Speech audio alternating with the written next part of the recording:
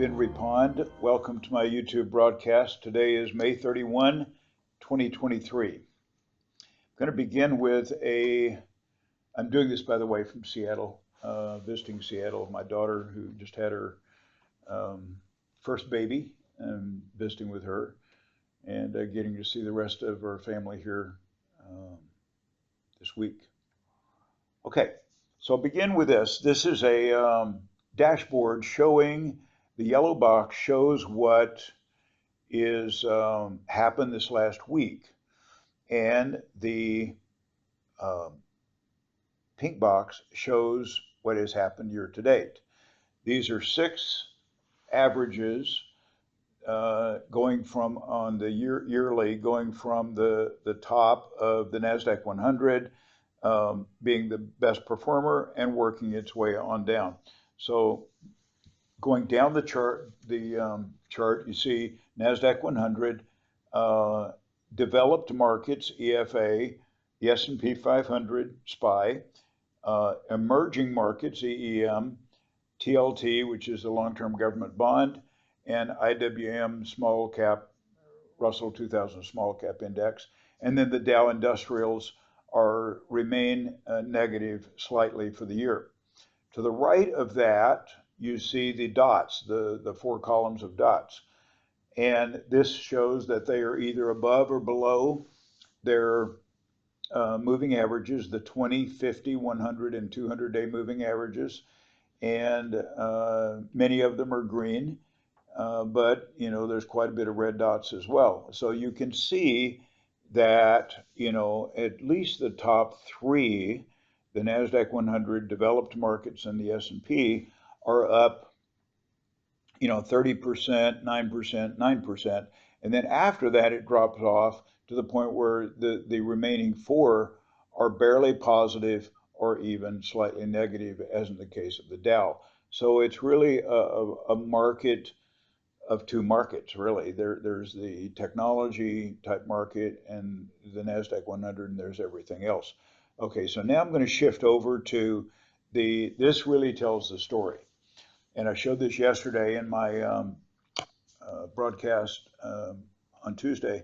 And it's so interesting because I've not seen this before. And as I said yesterday, it reminds me of 1999. So the market is stacked in favor of mostly technology, mostly high growth stocks that are tied or potentially tied to AI, and then to some extent consumer discretionary. After that, there is very little to talk about. Everything else is pretty much negative. And the market, the old economy market, is struggling to negative. The technology new economy market is surging. And we know what happened after 1999. I'm not saying it's going to happen here. I'm just saying when you get a bifurcated market like that, it generally spells trouble. Maybe not immediately, maybe it'll be several months from now, maybe it'll even be next year, but at some point the rest of the market is not participating in this. So this data is as of last Friday, May 26. This is a picture of the S&P 500 for the last 18 months. And you can see, I drew a black arrow, so you can see the direction is generally upward. That's positive. So the market's moving in a positive direction, and I don't want to say it's ready to turn around at this point.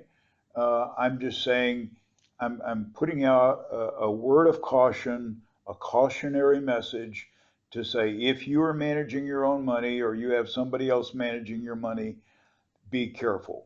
Have a method to get out when this does turn around, because it looks like to me when it turns around, it's going to be nasty. And I don't know what will drive that, if it's earnings or what, but I can say that for now, let's just say it's positive. When I split the S&P 500 into its value stocks and growth stocks, growth being the numerator, value being the denominator, and do a relative strength chart on that, you can see from the beginning of the year that growth is in favor. But look at last year. Growth was out of favor. So when it goes down, that favors value. When it goes up, it favors growth. So mostly last year, value was in favor. And this year, mostly growth is in favor. So it literally kind of split right on or right about January 1. Still an 18-month chart, and this compares the S&P 500 to the Russell 2000 small cap index, small cap ETF, IWM. And you can see what happened during the last year. It just seemed to go throughout most of the chart, up and down, up and down, up and down, really not favoring large cap, really not favoring small cap. A little of this, a little of that.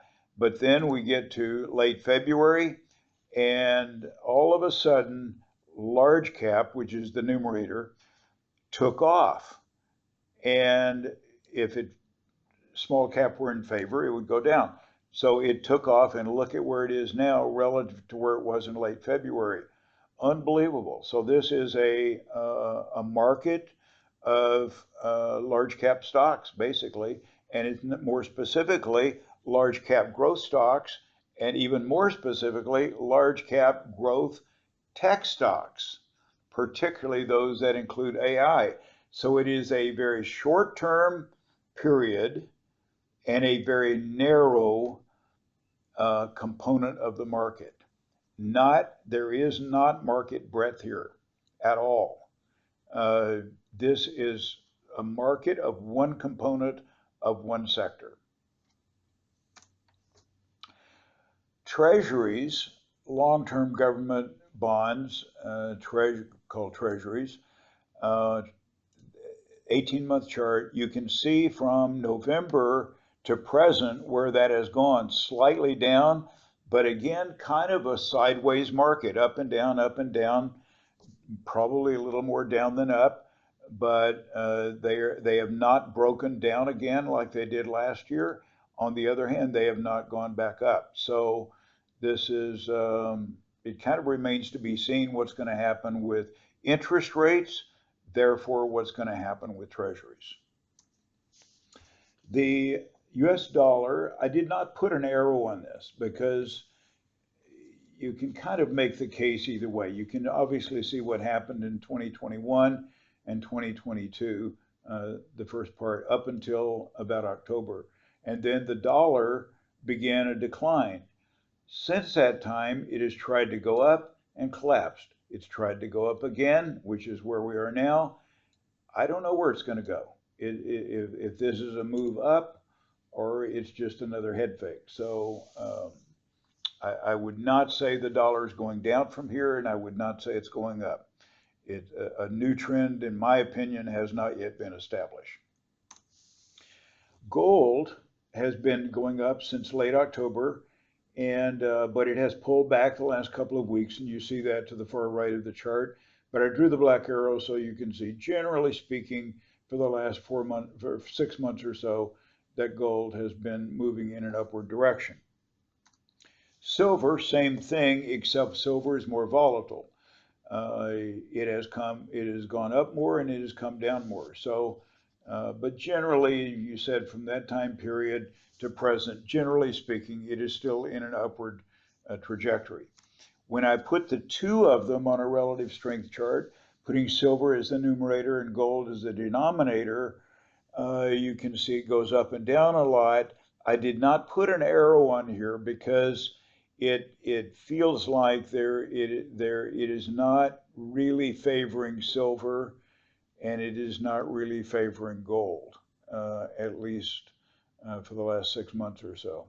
So, but that's what they look like compared to each other. Bitcoin has been going up since late last year, and it has pulled back a little bit recently. We've been out for a while, out of our Bitcoin model, our crypto model. We've been sitting in cash waiting for the next move, which has not yet occurred. So we'll see if that happens. I would say it generally has a more of an upward trend to it, but it's taking a little bit of a pause right now. Volatility index, generally speaking, is moving down. So volatility, if it goes down, that says there is more market stability. When it goes up, that means there is more volatility, more less stability. So I put my arbitrary line at 24 to say, you know, I believe that when it's above 24, it is increased volatility, which generally means that equities are moving in a downward direction. It kind of goes inverse to the equity markets. So it has moved up from its low around 16, and it's now up in the high 17s, and is at the beginning of another move up. Too early to tell, but I would say the general direction is stability at this point, which means a downward direction of the volatility index. Now this is interesting because this plays off of the second chart that I showed you, the dashboard. Asbury Research does their metrics called the Asbury 6, 6 measurements from different perspectives of the market. And no surprise that they are all positive except market breadth. That second slide showed there is not market breadth. It is isolated to the technology sector, and the rest of the market is not participating, generally speaking. So, and this Asbury metric showing market breadth, no surprise here that this continues to be negative. The rest of the market not participating in any move up at this point. Relative to, this is a cross-asset relative performance chart from Asbury Research. So they compare relative strength, kind of, you know, which one is strongest. Stocks or bonds? Stocks. High beta, meaning high volatility, high growth, or low volatility, high beta. We've seen that. Large cap versus small cap, resoundingly large cap. We saw that too. Broad market or the blue chips. So the broad market is stronger than the blue chips, but the technology or growth, as you can see in the next one, is stronger. The technology is stronger than the broad market. Growth outperforming value for sure. We saw that. U.S. outperforming developed markets and emerging markets in the last week, the last month, and the last quarter. And in the bond fixed income area, high yield bonds are more in favor than high quality bonds. When you look at the U.S., compare the U.S. to the rest of the world, there's a lot of, in the last week, month, and quarter, going from left to right in the columns, there's a lot of indication that it's U.S., U.S., U.S. However, those are not one single time are they in a green box. What that tells me is there is a very slight favoring of the U.S., but if you looked at the chart, you would say not by much, not enough to get a green box to say that there's a trend. The only ones that get those for all 3 time periods is Taiwan and India, that for those 3 time periods have outperformed, their markets have outperformed the S&P 500 in the US. I'm going to jump over to gold and silver. As of last Friday, the spot price of gold was $19.51, down about 1.7% from the previous Friday. And you saw that in the chart where I show gold in a pullback period, and silver even more so, 23.37, down 2.7% from the previous Friday. Both of them still maintaining this 83-to-1 gold to silver ratio. And the higher it gets, the more that favors that silver is a better buy at these prices than gold. Then looking at a monster box, this is 500 silver rounds of silver bullion, pure silver, 0.999% silver, and that monster box today costs $13,845, including shipping and including the markup. And I believe that includes insurance as well. That includes the markup of $4.32 over spot. And I give you the spot prices earlier. When looked at from a 500 of them, you're really paying about $27.69 per round. And if you took just one of those tubes with 20 in it, that would be, you lose about 50 cents per ounce because of the volume discount, and that would be 28.19 per ounce for a tube of 20. I get my data from my son Preston, who's in that business. Yesterday I covered this, and I'll cover it again because of the data I just showed you. Hyman Minsky, economist, professor, taught at Berkeley and at Washington University, and he died in 1996. In 1992, he wrote a paper. It was the output of his life's work studying the markets, and his thesis in the paper was the greater the stability of the market, the greater the instability that follows. And his thesis included the fact that the markets are basically in a state of instability all the time. However, during certain periods of time, they get propped up by infusion of capital. I would even go on to say printing of money, and the printing of money includes our debt. You'd say, okay, well, the printing of money has nothing behind it. They just print it. We don't add more gold to our gold reserves. It's just paper or digits, actually. And so the borrowing of money, so we're at 31 trillion plus of borrowed money, and that is also backed by nothing. It's backed by nothing except for the full faith and credit of the U.S. But did we add any gold? No, we didn't add any gold. Do we have a plan to pay back that money? No, we have zero plan to pay back the money. Well, what about the interest? We have no plan to pay back $1 of interest. All it is piling debt on top of debt, and it's just going higher and higher. So what is propping up the market, in my opinion, the stability of the market that Minsky talks about, is being artificially construed with the money, just paper. And what follows is instability.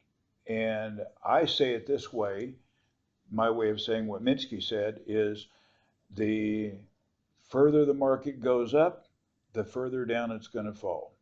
What goes up must come down.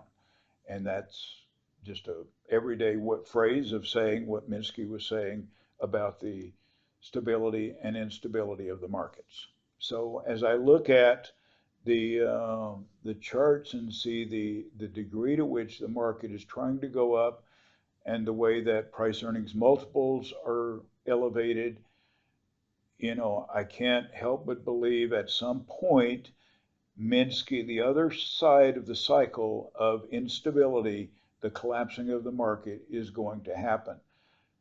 What we don't know is we don't know exactly what's going to cause it, and we don't know when it's going to occur. So to say that's going to happen this month or this quarter would be incorrectly stating it, probably. This year, it may be incorrectly stating it. In the next couple of years, I would say the probability goes up in my mind quite a bit to say in 24 or 25, at some point, a lot of this has got to get corrected. A lot of the fluff has got to come out of the system, and Minsky's theory of instability that follows periods of stability is going to happen. At that point, then the press, the financial press, starts talking about this is a Minsky moment. And but anyway, I just thought I would bring that in because it adds a perspective of what pushing up the markets is cheap money. Thank you for watching. If you have questions or comments, leave them in the comment section below, and I will try to answer them. Thank you.